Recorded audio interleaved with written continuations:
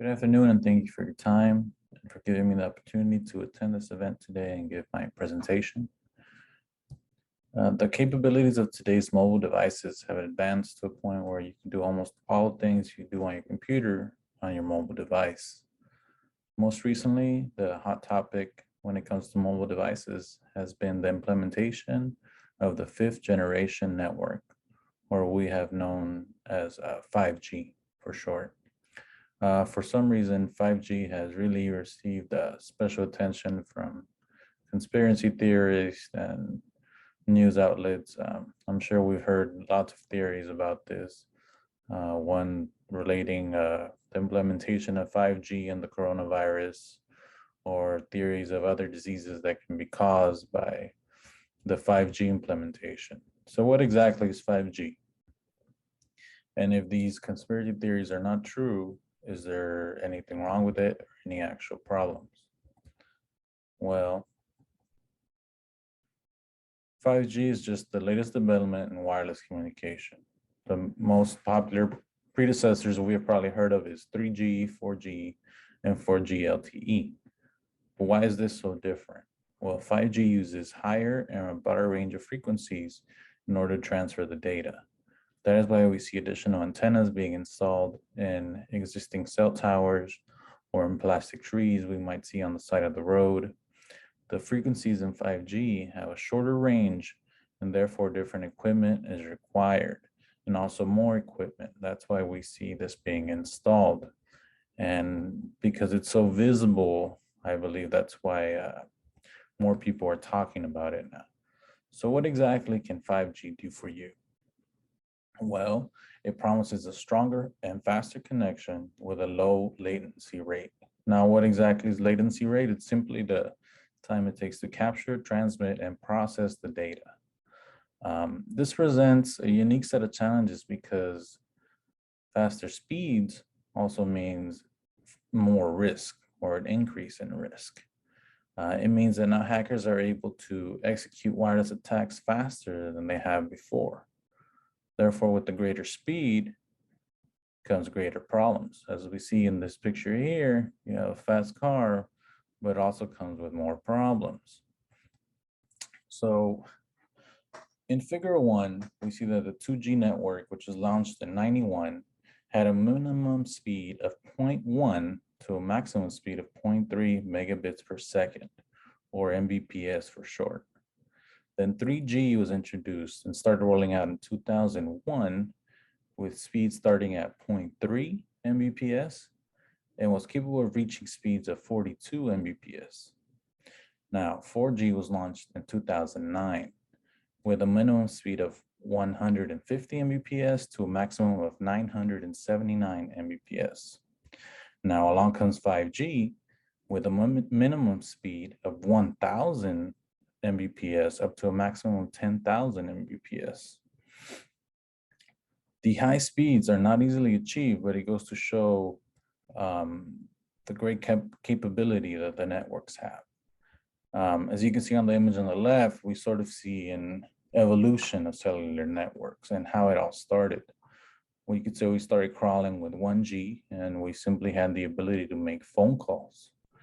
And then we started standing upright with 2G, and now came the ability to send text messages along with the phone calls. Then we were fully upright and moving along with 3G and the ability to access the internet. With 4G, we were able to leap into the ability to send videos along with everything else. And finally, with 5G, we take off into a whole new era. For example, we have Internet of Things devices.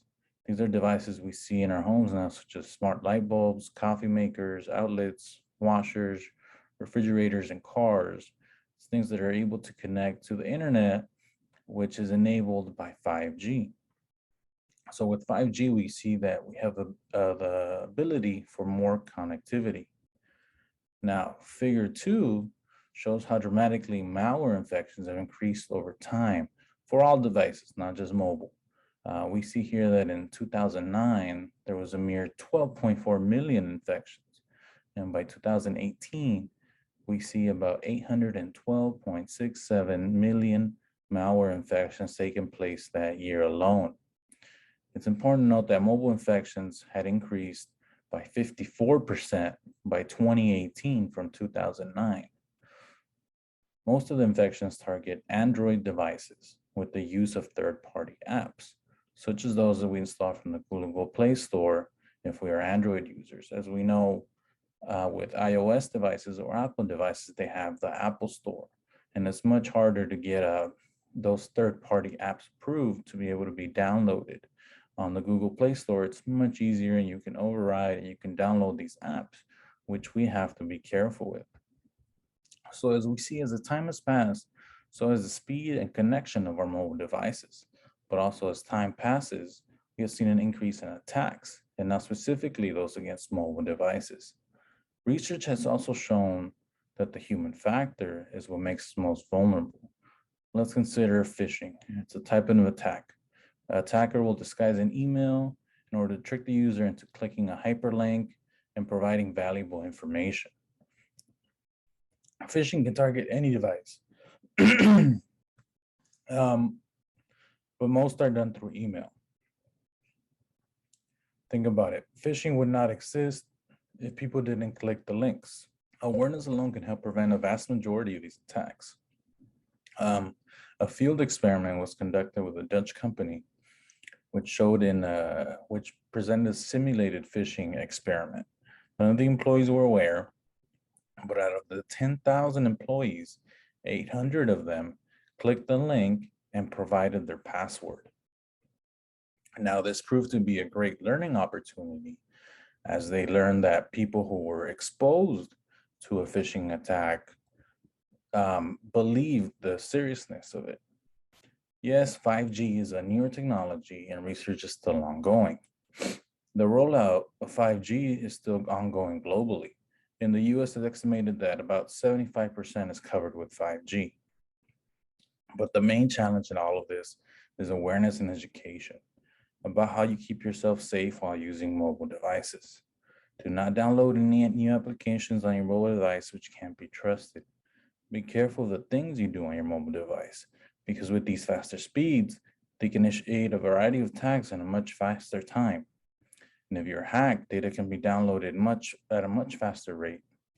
Almost all companies have IT policies dictating the use of computers and mobile devices, but people don't appreciate how important prevention is until they fall victim to one of these attacks. Thank you for your time.